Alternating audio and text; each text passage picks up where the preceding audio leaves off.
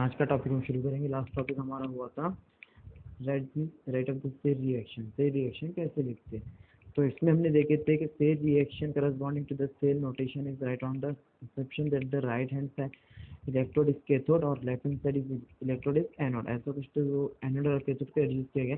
अब इसमें बहुत सारे रूल्स बताए हुए हैं। ये रूल्स एग्जाम में नहीं आएंगे, बस आपको ये रिएक्शन बैलेंस करते आने होना। फॉर एग्जाम्पल, अगर ये यहाँ पे एक सेल दिख रहा हमारे को, ये देखिए सेल, जैसे कि कंसिडर कीजिए the cell Na is converted to Na positive double vertical, Al3 positive is converted to Al, यानी Na और Na2 पॉजिटिव। देखिए जो डबल वर्टिकल लाइन है ना, ये हमको रिप्रेजेंट कर रही है कि यहाँ पे सॉल्ट ब्रिज प्रेजेंट है।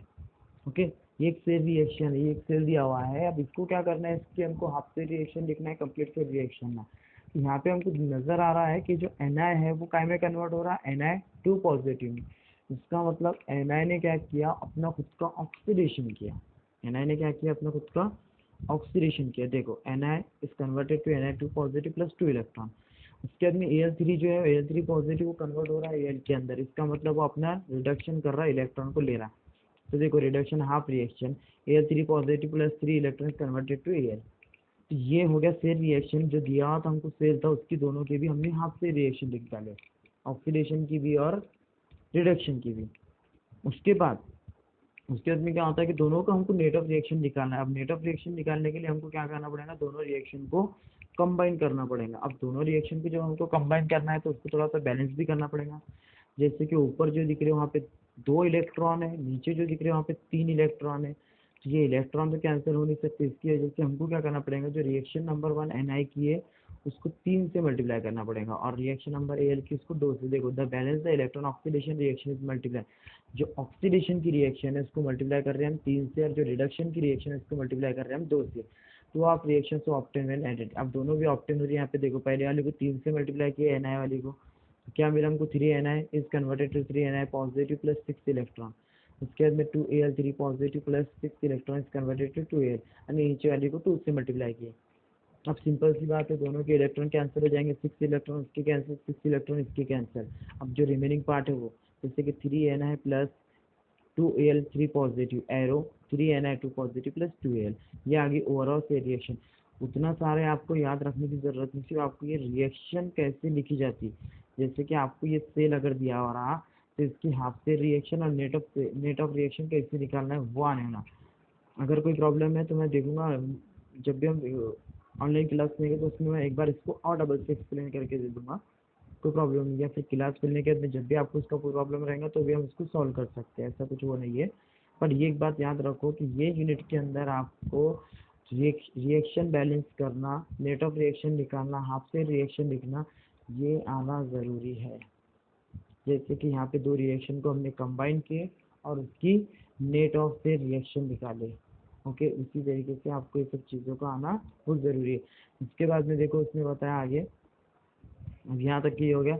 ये तो ओवरऑल से रिएक्शन निकाल लिया हमने, सेल देखे उसके ऊपर उसके दोनों हाफ रिएक्शन निकाले, और उसके बाद इसकी ओवरऑल से रिएक्शन निकाले। उसी तरीके से देखो electric potential and cell potential, electric potential and cell potential. अब ये क्या होता है, इलेक्ट्रिक पोटेंशियल किसको बोला जाता है, सेल पोटेंशियल। तो जब गैल्वेनिक सेल जो है ना वो बना हुआ रहता है 2 सेल से, etch consist of the electronic metal plate and electrolyte solution of the ion. एक गैल्वेनिक जो सेल रहता है वो 2 सेल से बना हुआ रहता है। उसमें क्या किया जाता है, 2 सेल प्रेजेंट रहते हैं और उसी का खुद का आयन रखने वाला सॉल्यूशन रहता है। जो देखो the at the surface of separation of solid metal, at the surface of separation of solid metal and the solution there exists the difference of electric potential.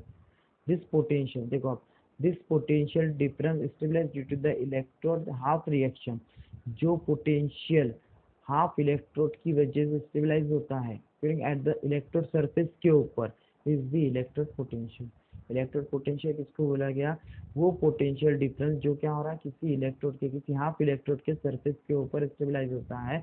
This potential is called as electrode potential, यानी एक electrode की वजह से form होने वाला potential difference is called as cell potential, sorry electrode potential. ऐसे सी के आगे हमको अब देखना है सेकंड टॉपिक इसके आगे, और बताया उसने the potential is associate with each of the half reaction. जो पोटेंशियल एसोसिएट होता है which of the half reaction भी अब देखो पोटेंशियल जो एसोसिएट होता है, जब हाफ रिएक्शन बी ऑक्सीडेशन या फिर रिडक्शन, जैसे कि दो इलेक्ट्रोड है, दो इलेक्ट्रोड के ऊपर डिफरेंट डिफरेंट, दोनों इलेक्ट्रोड के ऊपर पोटेंशियल फॉर्म हो रहा, इस कॉल्ड एज इलेक्ट्रिक पोटेंशियल। अब एक इलेक्ट्रोड के ऊपर ऑक्सीडेशन होता है और दूसरे इलेक्ट्रोड पे क्या होता है, रिडक्शन होता है।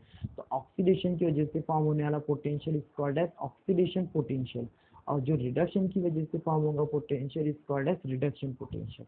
The overall cell potential also called the electromotive force, और दोनों का जो कॉम्बिनेशन रहेगा वो कहलाएगा electromotive force EMF is made of the contribution from each of the electrode. In other word बोल सकते हैं cell potential is the resultant sum of the electrode potential.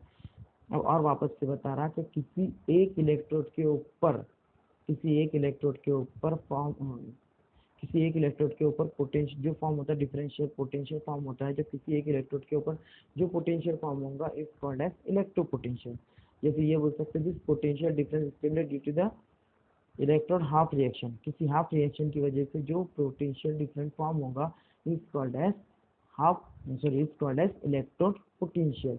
अब उसने ये बताया कि अगर किसी इलेक्ट्रोड के ऊपर, किसी हाफ इलेक्ट्रोड के ऊपर अगर ऑक्सीडेशन की वजह से अगर वो पोटेंशियल डिफरेंस फॉर्म होता है तो is called as oxidation potential. अगर किसी इलेक्ट्रोड के ऊपर रिडक्शन की वजह से अगर कोई पोटेंशियल फॉर्म होता है तो is called as reduction potential. अब जो ओवरऑल पोटेंशियल है इज कॉल्ड एज ईएमएफ, बोले तो इलेक्ट्रोमोटिव फोर्स, दोनों की plus is called as electromotive force. जैसे कि फॉर्मूला दिया हुआ है यहाँ पे, देखो फॉर्मूला दिया हुआ है E cell is equal to E oxidation anode plus E reduction cathode, ये दोनों की प्लस जो रहेंगी is called as EMF electromotive force. अब इसके आगे बता ई ऑक्सीडेशन का ऑक्सीडेशन पोटेंशियल और ई रिडक्शन होता है इसका रिडक्शन पोटेंशियल। उसके आगे बताया जब गैलोनिक सेल को ऑपरेट किया जाता है तो इलेक्ट्रॉन आर जनरेट होते हैं एट द एनोड के ऊपर, और दिस इलेक्ट्रॉन मूव करते एक्सटर्नल सर्किट के जरिए कैथोड तक किए जाते हैं। The cell potential the force that push the electron away from the anode and push them the towards cathode where they are consume. यहाँ पे क्या बताया उसने कि जो इलेक्ट्रॉन गैलोनिक सेल जो ऑपरेट किया जाता है तो जो इलेक्ट्रॉन जनरेट होते हैं वो एनोड के ऊपर होते हैं और वो वहाँ से क्या होते हैं मूव होकर किधर जाते हैं, कैथोड की तरफ जाते हैं।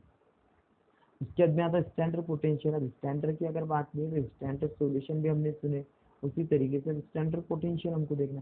तो स्टैंडर्ड का मतलब ये होता है कि वो, फॉर एग्जांपल अगर हम स्टैंडर्ड सॉल्यूशन की अगर बात लेते तो स्टैंडर्ड सॉल्यूशन हम इसको बोलेंगे वो सॉल्यूशन जिसका कंपोजिशन हमको एग्जैक्ट नोन हो, is called as standard solution.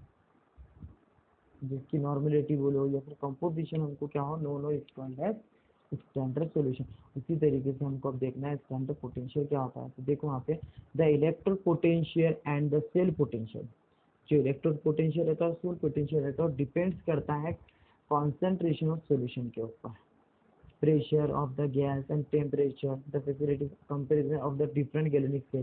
It is necessary to measure the cell voltage under the given set of standard condition. Standard condition में जब मेजर किया जाता है cell voltage under the given set of standard condition of concentration and temperature. Okay, तो यहाँ पे बताया उसने, देखो यहाँ पे दिया है इसकी डेफिनेशन है, जैसे द स्टैंडर्ड कंडीशन जो are 1 molar concentration of solution और 1 atm pressure for gas, solid and liquid in the pure form 25 degree. The voltage measured under this condition is called as standard potential.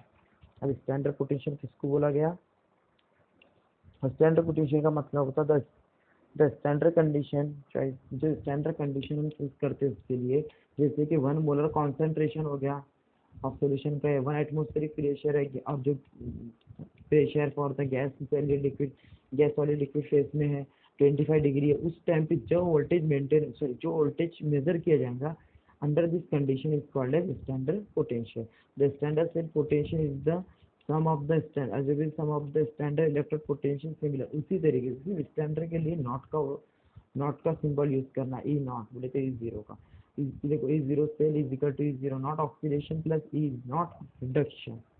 E not oxidation से standard oxidation potential है, E not reduction is the standard reduction potential. Okay, ये हो गया हमारा भी पूरा topic जो है ऑक्सीडेशन रिडक्शन का। उसी के बाद में उसने क्या बताया, according to the IUPAC convention standard potential जो रहता, एक minute, according to the IUPAC convention standard potential of electrolyte is taken as the standard reduction potential. अब जो बोलना क्या चाह रहा कि स्टैंडर्ड पोटेंशियल ऑफ इलेक्ट्रोड का है हमको लेना है वो taken as the standard reduction potential के बेस पे। तो देखो यहाँ पे बताया उसने, it must be released that standard oxidation potential of any electrode is the numerical equal to standard reduction potential। जो स्टैंडर्ड ऑक्सीडेशन पोटेंशियल रहता है किसी भी इलेक्ट्रोड का, वो न्यूमेरिकली इक्वल किसके रहता है, it is standard reduction potential with reverse of sine. सिर्फ इतना फर्क रहता है कि वो उसके अपोजिट रहता है। जो हमारा any electrode, sorry, standard oxidation potential जो रहता है एनी इलेक्ट्रोड का, वो इक्वल होता है स्टैंडर्ड रिडक्शन पोटेंशियल के विथ रिवर्स साइन के साथ। अगर फॉर एग्जांपल अगर ऑक्सीडेशन का स्टैंडर्ड पोटेंशियल अगर 10 है तो उसका रिडक्शन पोटेंशियल कितना रहेगा, -10, की अपोजिट साइन है। फॉर एग्जांपल दिया उसे standard potential of Zn2 positive 1 molar Zn electron, इसका है -0.76 वोल्ट, तो इसका स्टैंडर्ड रिडक्शन पोटेंशियल हो जाएगा -0.76 वोल्ट। ओके, फिर वहाँ पे क्या क्या मेरा, after the standard reduction potential will be called the standard potential, the voltage associated with the reduction reaction, जो वोल्टेज एसोसिएट होता है रिडक्शन रिएक्शन वो दिया है। It follows that the standard cell potential EMF is right the terms of the standard potential of the electron. अब क्या किया उसने, वही इक्वेशन को थोड़ी सी बैलेंस की, जैसे कि ये ऑक्सीडेशन इस रिप्लेस किया उसने। अब हमको तो मालूम है जो स्टैंडर्ड ऑक्सीडेशन रहता है वो क्या रहता है, स्टैंडर्ड ऑक्सीडेशन जो रहता है, सॉरी, स्टैंडर्ड ऑक्सीडेशन की जो वैल्यू रहती है तो स्टैंडर्ड पोटेंशियल की वैल्यू क्या रहती है, उसकी सेम रहती है, बस फर्क क्या रहता है, वो उसके अपोजिट साइड में रहती है। तो यहाँ पे क्या किया उसने, जो हमारी पहले जो वो आई थी फॉर्मूला मिला था हमको ई नॉट सेल वाला, इसमें ऑक्सीडेशन की जगह पे लिख दिया उसने माइनस रिडक्शन ए नॉट, फिर आपने as it is plus reduction cathode. अब क्या किया, वेटिंग द सबस्क्रिप्ट हो। अब वहाँ पे क्या किया, इसको थोड़ा सा बैलेंस किया। देखो अब वहाँ पे ई नॉट सेल पहले लिख दिया उसने ई नॉट कैथोड प्लस ये माइनस, तो वहाँ लिखा उसने माइनस ए नॉट, बस ये उसी में क्या किया उसने, एनोड की जगह पर, सॉरी ऑक्सीडेशन की जगह पर रिडक्शन की वैल्यू माइनस में फॉर्म में पुट किया।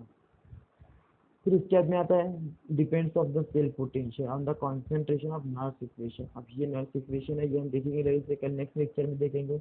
ये सब टॉपिक जो है ना, ये टॉपिक हमारे पुराने बुक्स की भी टॉपिक है।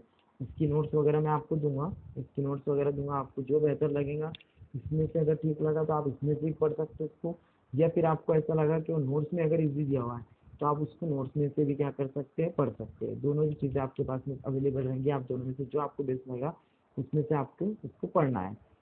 तो ये सब मैं चीज़ें अब कल हम ये देखेंगे नर्स इक्वेशन किसको बोलते हैं, जैसे कि आज हमने देखे अकॉर्डिंग टू द आईयूपीएसी, वो उसके हिसाब से ऑक्सीडेशन रिडक्शन स्टैंडर्ड पोटेंशियल क्या होता है वो देखे, फिर रिएक्शन कैसी लिखी जाती है वो देखे आज हमने।